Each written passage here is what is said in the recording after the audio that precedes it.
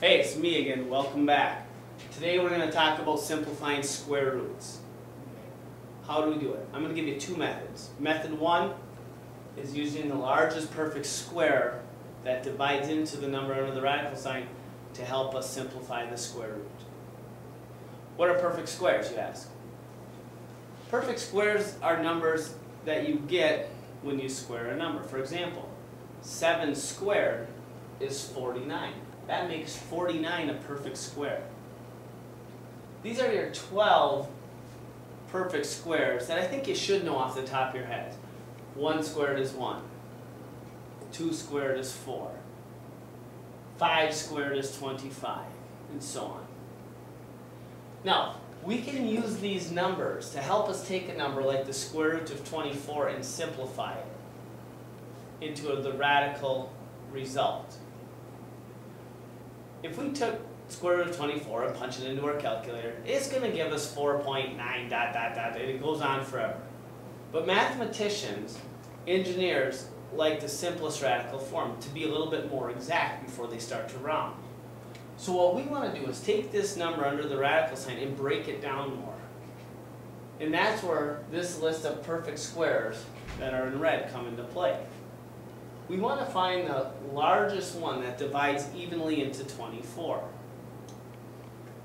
Does 1 go into 24? Yeah, 1 goes into all numbers. Does 4 divide evenly into 24? Yeah. 6 times 4 is 24. Does 9 divide evenly into 24? Does 16 divide evenly into 24? Nope again. And now all of a sudden we're getting numbers that are larger than 24, so there's no hope. So our largest perfect square that divides evenly into 24 is 4. So we can rewrite 24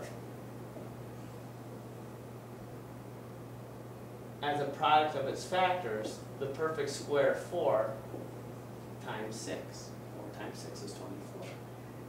It's like saying $1 bill is the same as 4 quarters.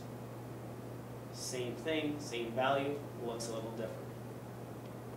Now, how that helps us is, now that we have a perfect square under the radical sign, we could write these factors underneath their own radical sign, square root of 4 times the square root of 6.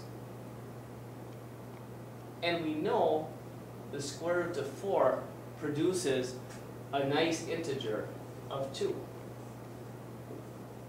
And the square root of 6 gives us a decimal, so we'll just leave it as the square root of 6.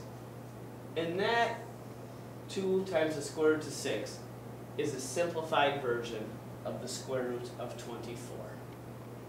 And that's how we can use perfect squares to help simplify radicals.